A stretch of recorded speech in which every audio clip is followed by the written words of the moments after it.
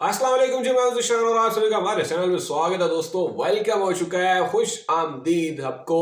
तो भाई साहब इफ्तिखार अहमद, इफ्ती चाचा या इफ्ती मैनिया, कुछ भी कह लो, नाम चाहे कुछ भी दे लो, लेकिन चाचा जो हैं हमारे, वो इस पीएसएल में जो है ना, वो अपने एक अलग ही स्वैग में लग रहे हैं। पता नहीं रिजवान जानी ने इनकी जो कौन सी नस्वार बदल दी है, कौन सी ऐसी तपी हुई नस्वार जो है वो इनकी जगह पर रख दी है। जो चाचा नस्वार रख के आता है तो भाई अलग ही किस्म के जो है ना वो मेंटल पीस बना होता है चाचा। क्योंकि चाचा का अगर आप रिकॉर्ड देखें पीएसएल में तो भाई अनबिलीवेबल किस्म के जो है ना वो स्टैट्स इस वक्त सामने आए हमारे, कि चाचा जो है वो पीएसएल में क्या कोई लेवल का लपेट रहा है सबको। भाई किसी को नहीं बख्श रहा, चाहे शाहीन शाह अफरीदी और जमान खान हूं या फिर हूं हमारे सामने आमिर जमाल और सलमान इरशाद, सभी को जो है ना वो लपेट रहा है। अपना दोस्त जो है सबको मारा है, बहुत मारा है और बहुत ही कोई लेवल का मारा है। वो मैच जो उसने लाहौर के जबड़ों से खींच कर ले गया था, ऐसी ही की कोशिश की थी कल चाचा ने पेशावर ज़ल्मी के खिलाफ, और क्या ही कोई शानदार हिटिंग की है यार। ऐसी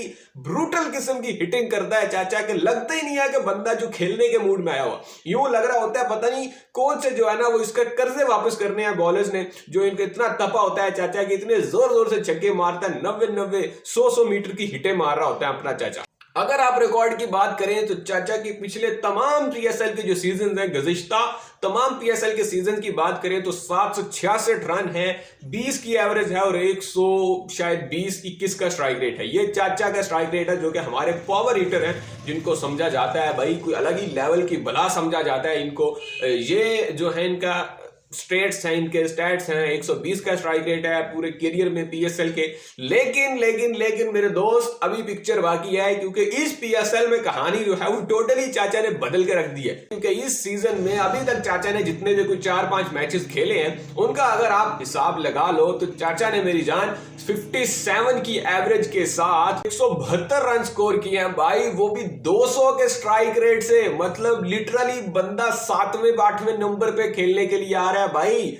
चाचा जो है वो आई थिंक हर मैच में ही 5वें या छठे के तो बाद ही आ रहा है, क्योंकि छठे तक तो वैसे मुल्तान सुल्तान की बैटिंग चल रही है। खुशदिल शाह के बाद समटाइम इफ्तिखार अहमद जो है वो बैटिंग करने के लिए आते हैं, और भाई साहब बंदा जो है वो इस वक्त अलग ही लेवल पे खेल रहा है। वो हम कहते थे ना वर्ल्ड कप में कि चाचा बड़ा गंदा खेल रहा है, ये खेल रहा है, वो कर रहा है, फुल तनकीद वनकीद की है पिछला पूरा साल।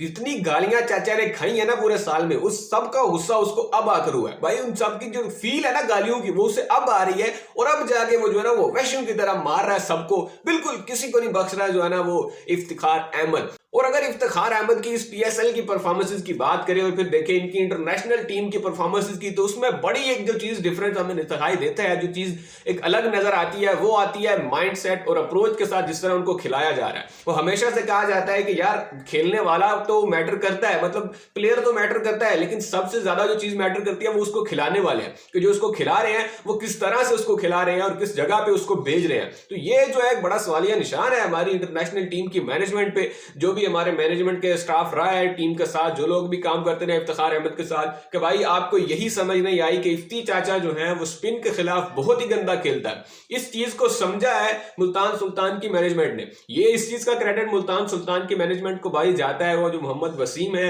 वो जो लैपटॉप वाले जिनको हम कहा करते थे, कभी चेयरमैन रहे हैं पाकिस्तान की सिलेक्शन कमेटी के, तो वो इस वक्त मुल्तान सुल्तान के साथ है। उसके बाद भी बड़े काबिल लोग हैं भाई। मुल्तान सुल्तान का जो कोचिंग स्टाफ है ना, ये बड़ा जबरदस्त है, इन्होंने बड़ा जबरदस्त मैनेज किया है पूरी टीम को। तो बात ही कर रहा था कि जिस तरह से नेशनल टीम में ना इफ्तिखार अहमद अक्सर बैटिंग के लिए आ जाते थे, अभी जो है ना वो तकरीबन 12-16 ओवर रहते होते थे।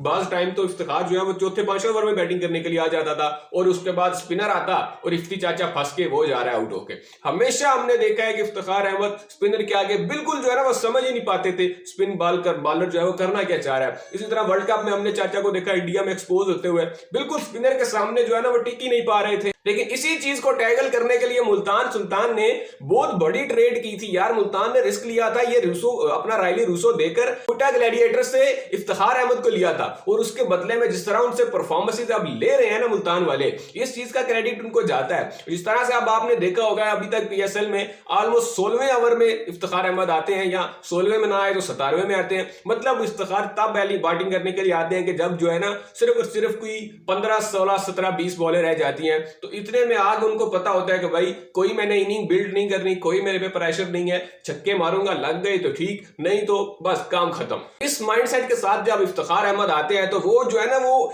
एक्स्ट्रा अग्रेसिव हो जाते हैं, उनका जो माइंडसेट है वो और खतरनाक हो जाता है। और फिर जिस तरह से आकर वो अटैक करते हैं, जिस तरह से आकर वो स्कोर कर रहे हैं, वो तो आप सभी के सामने ही है भाई। बिल्कुल किसी से जो है ना वो डका छुपा नहीं है कि इफ्ती चाचा जब अपनी फॉर्म में होते हैं तो वो क्या करते हैं।